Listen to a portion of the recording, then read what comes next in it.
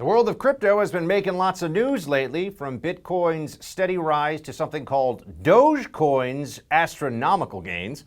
Whatever your thoughts on cryptocurrencies, the fact remains that they are here to stay, and they are changing the world's economy and finances. Even the richest man in the world, Elon Musk, is all in on crypto. In an SEC filing yesterday, Tesla revealed that it had acquired $1.5 billion in Bitcoin and is preparing at some point in the future to accept purchases in the digital currency for Tesla Automotive.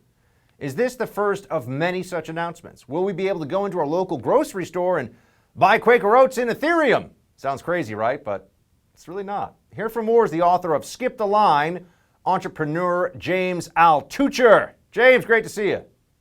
Buck, great to see you. Always have such a fun time on the show. Thanks for inviting me. So tell me, my friend, crypto, what is going on here? Because there are people, you talk to people in the world of finance, you talk to people that some say this is the biggest bubble ever, it's nonsense, it's nothing, and others say, no, this isn't even just about an asset class, this is about a technology that's going to change the world. Can you just take us into, well, what is a cryptocurrency? I mean, tell the folks at home what they need to know about this.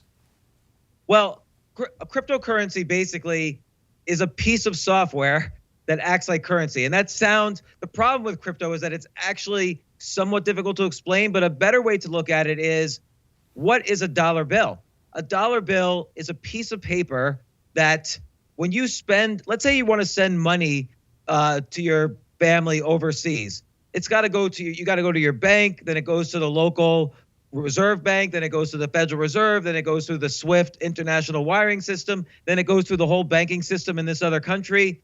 And so you get fees charged every step of the way. There's potential for human error. There's potential that the currency that you have or the currency you're changing into is manipulated by the government.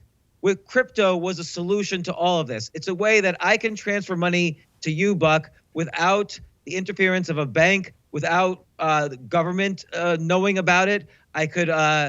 There's no money printing. So a big problem with the dollar is that the Federal Reserve today could print up a bunch of dollars and we wouldn't know. The dollars in your pocket will have worse value because the supply goes up so much. Bitcoin has there's only going to be 21 million Bitcoins in the history of Bitcoin. That number cannot possibly go up because it's all directed by software. And so Bitcoin also there's no potential for forgery, or like if I send a coin to you, it's tracked on something called the blockchain. So it's verified that this is a real coin and our transaction is real. So there's so many problems that it solves in the dollar that's why it has value. But what's the real reason why it's going up right now?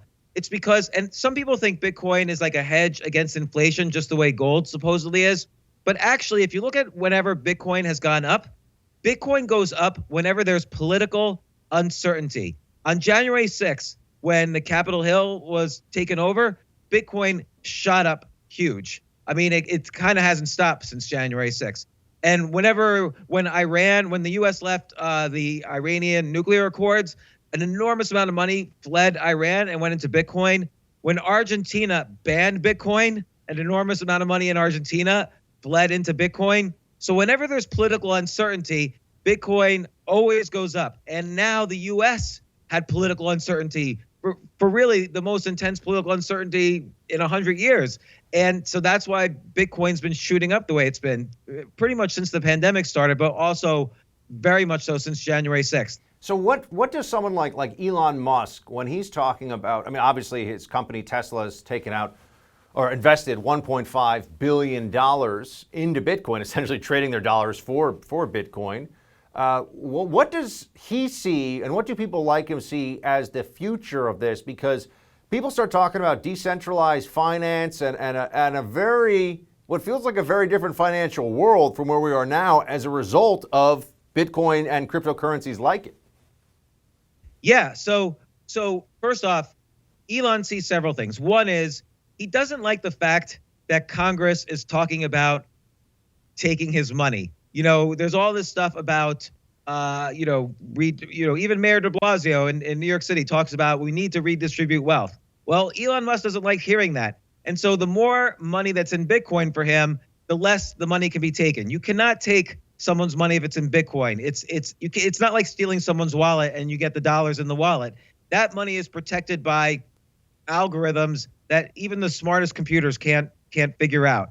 So it's, on the one hand, it's protecting his own money. On the other hand, it also is, like I said, a hedge against inflation. So when the Federal Reserve is printing all this money in these bailouts, we don't really know if the dollar is going to experience some form of hyperinflation like in 1920s Germany or in Zimbabwe or in 1997 Russia. We just don't know.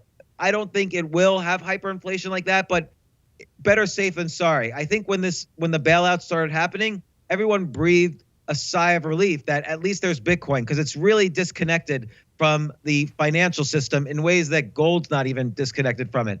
The other thing is, and this is really important, there's $150 trillion of paper currency in the world. 150 trillion. And actually, add 19 trillion to that, because since the pandemic started, 19 trillion extra dollars were printed all around the world. And that's a lot of money. There's Bitcoin, there's $800 billion worth of Bitcoin. So the theory is, if Bitcoin starts to take over some percentage of the world's money supply, which it's already starting to do, I mean, just Tesla saying they're going to accept Bitcoin as currency. The deli down the street accepts Bitcoin as currency. So if it replaces part of that $150 trillion, that's not a $40,000 price. That's a $4 million price per Bitcoin. Even if it replaces just 2% of the world supply of Bitcoin, you're talking about $150,000 to $200,000 price for Bitcoin.